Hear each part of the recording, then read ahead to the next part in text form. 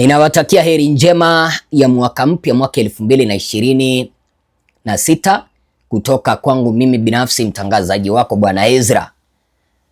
Karibu sana ili ni wapashe yale ambayo yametendeka. Itakuwa nimeweza kukosea sana endapo sitaweza kuwapasha hili na niwapee mwelekezo au mwelekeo kipindi ambapo zoezi ambalo ninaenda kuwaeleza liko karibu kukamilika.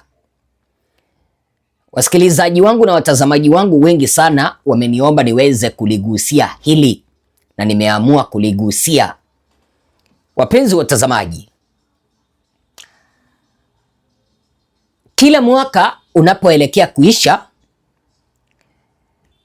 kuna zoezi la kupiga kura ambalo linaendeshwa dunia nzima, kupigia kura viongozi mbalimbali ambao wamefanya ukatili, ukandamizaji. Sasa unapata kwamba mwezi wa 12 mzima mpaka karibu tarehe 5 Januari mwaka mpya, wananchi dunia nzima wanapewa nafasi kupiga kura kuchagua kiongozi mmoja dunia nzima mwenye amekuwa katili. Sasa na mwaka huu majina 10, mwaka jana sasa, mwaka 2025 majina 10 yaliweza kutolewa,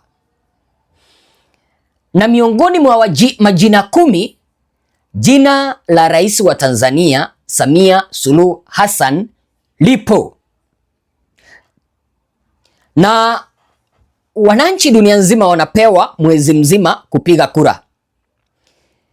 Tangia tarehe 9 Disemba, zoezi hilo la kupiga kura kuchagua kiongozi ambaye ni katili dunia nzima lilianza, na hilo zoezi litakamilika mwezi wa Januari tarehe 5 mwaka 2025, yani 26 kuniradhi, ambayo itakuwa ni Jumatatu ijayo.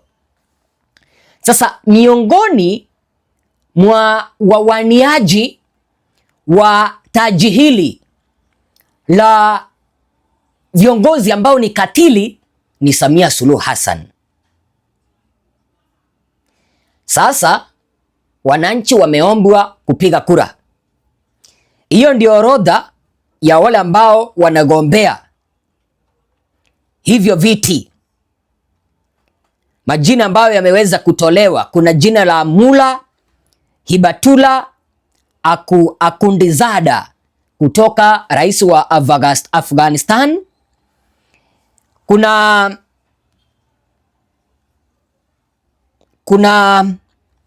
Nayib Armando Bukele, rais wa El Salvador. Kuna John Lee, rais wa Hong Kong.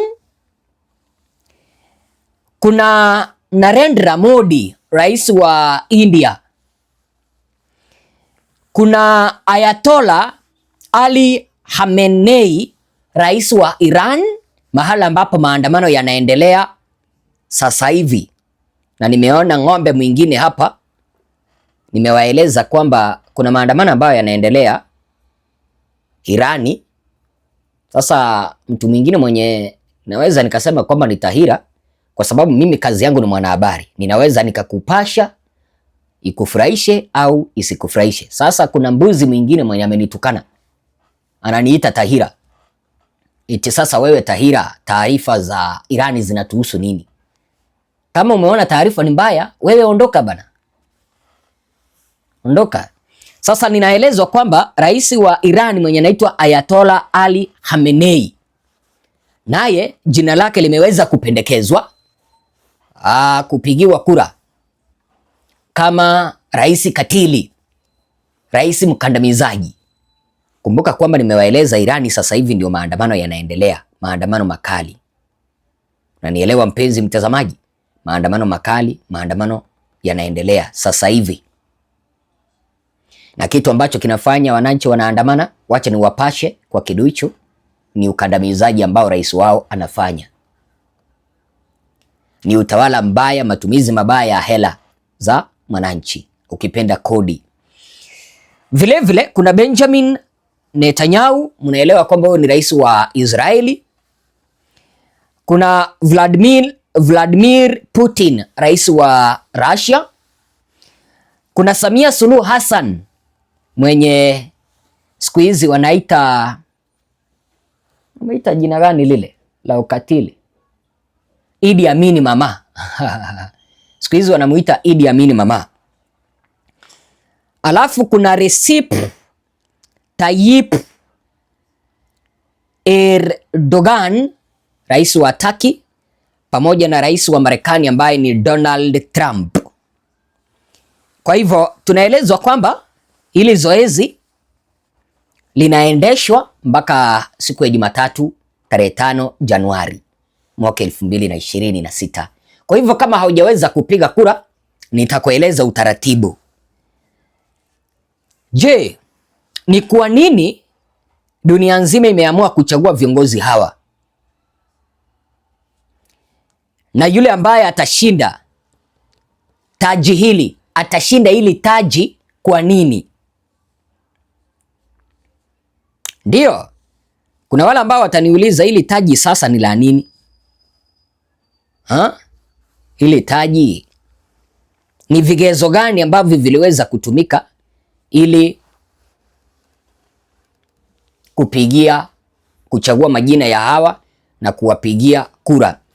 Unaelewa, hili zoezi ni la tyranny of the year, yaani kiongozi ambaye ni dikteta, kiongozi ambaye anatawala kiimla, kiongozi ambaye anatawala kimabavu, kiongozi ambaye yuko na uonevu wa mamlaka, kiongozi ambaye ni mkandamizaji wa kisiasa. Na nielewa mpenzi mtazamaji, na ukiweza kuyaelewa haya ambayo nimewaeleza hapa, ukimulika vizuri wala ambao tunazungumza lugha ya Kiswahili, Samia ameweza kuangukia hapo. Mfano, udikteta. Ameendeleza udikteta Tanzania, mahala ambapo anataka aendelee kusalia madarakani, hataki viongozi wengine waweze kuchaguliwa. Akiona wale ambao wanampinga anawaweka kwa jela, akina Tundu Lissu, akina Humphrey Polepole, hawaonekani. Huo ni udikteta. Udikteta ni pale ambapo yani unaua demokrasia kabisa, yenye na waruhusu wananchi waweza kujieleza, wewe utaki waweza kujieleza. Demokrasia ambayo inawaruhusu wananchi waweza kuandamana, wewe utaki waweza kuandamana. Utawala wa kiimla ni pale ambapo unataka mambo yako yaweza kufanyika peke yake, lakini hautaki mambo ya wananchi yaweza kufanyika, kwamba wewe peke yako ndio unatoa mwelekeo, lakini wananchi hawawezi wakakushauri. Jinsi ambavyo Tanzania sasa hivi ipo. Samia anataka yeye peke yake ndiye anataka kukohoa, chama cha Chadema, yani chama cha CCM peke yake ndicho kinataka kukohoa, lakini hawataki chama kingine kama vile ACT Wazalendo, chama cha Chadema kiweze kukohoa. Utawala wa mabavu, mfano kama sasa hivi, ni pale ambapo Samia aliweza kutumia nguvu ambazo ako nazo yeye kama amiri jeshi mkuu wa majeshi Tanzania, akawaua Watanzania. Sijui kama unanielewa mpaka hapo. Huo ndio utawala wa kimabavu. Utawala wa kimabavu ni pale ambapo unaangalia wale ambao wanakupinga, unawakamata, unawaweka kwa jela. Wengi wameweza kukamatwa Tanzania. Utawala wa kimabavu ni pale ambapo hautaki kuvumilia sauti ya mwananchi ambao inapinga serikali yako. Ukandamizaji wa kisiasa, angalia Tanzania sasa hivi, hatuwezi tukazungumza. Kama mimi ningekuwa Tanzania nikiyazungumza haya, ningekuwa hata nimekwisha bishiwa mlango, nipelekwe na jeshi la polisi na nisijue mahala ambapo ninapelekwa. Huo ndio ukandamizaji wa kisiasa. Yaani wananchi hawawezi wakapewa uhuru wa kuchagua viongozi wao. Wananchi hawawezi wakapewa uhuru wa kupiga kura kujichagulia viongozi wao. Wananchi hawawezi wakapewa uhuru kushiriki uchaguzi wa haki na huru. Huo ndio ukandamizaji wa kisiasa. Ukiangalia hayo yote ambayo nimeweza kukueleza, mpenzi mtazamaji, jina la yule kiongozi ambaye linakuja kwa akili yako ni Samia Suluhu Hassan. Huyu kiongozi ni dikteta, huyu kiongozi anatawala kiimla, huyu kiongozi anatawala kimabavu, huyu kiongozi yuko na maonevu ya mamlaka, na huyu kiongozi yuko na ukandamizaji wa siasa. Sasa tunataka ushirikiano wako. Hakikisha kwamba kila mmoja mwenye ananitazama hapa, kama hii kanda itatazamwa na watu 1000, watu 2000, watu 3000, kulingana na jinsi ambavyo Mwenyezi Mungu atapenda hii kanda iweze kutembea. Hakikisha kwamba kuna linki ambayo nitaipini hapa chini kwenye uwanja wa comment section. Unafinya hapo. Unafinya hiyo linki, inakupeleka mpaka kwenye orodha ya majina yale ambayo yameweza kutolewa eti kwamba waweze kupigiwa kura. Haya majina ambayo umeweza kuyaona hapa. Uta scroll kwenda chini, utaona mahala pa kupigia kura. Majina yameweza kuorodheshwa. Ukiona jina la Samia, finya. Alafu itakuambia sign up.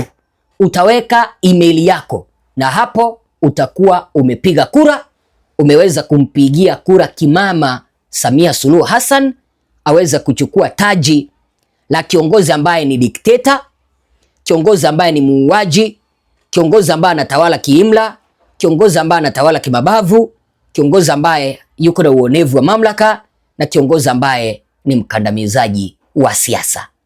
Ndio maana niliwaeleza kwamba itakuwa ni makosa sana kwamba sikuweza kuwaeleza hili na niwape mwelekeo jinsi ya kupiga kura. Mimi ninajua niko na mashabiki wengi, iwe wale ambao wanatazama kanda hii ni 1000, iwe ni 2000, kulingana na jinsi ambavyo Mwenyezi Mungu atapenda. Ninawaomba muweze kushiriki hili zoezi, tuhakikishe kwamba huyu mama Samia anabeba hili taji la kiongozi ambaye ni dikteta. Dikteta, mnajua huyo ni kiongozi muuaji, kiongozi mkandamizaji, kiongozi mwenye yuko na mamlaka mabaya, kiongozi ambaye hawezi akasikiliza. Tunataka abebe hilo taji, dunia nzima ijue kwamba kuna kiongozi kutoka Afrika Mashariki mwenye anaua, mwenye anatawala vibaya, mwenye yuko na ukandamizaji katika taifa lake. Mimi ni Bwana Ezra. Asanteni sana kwa kunisikiliza.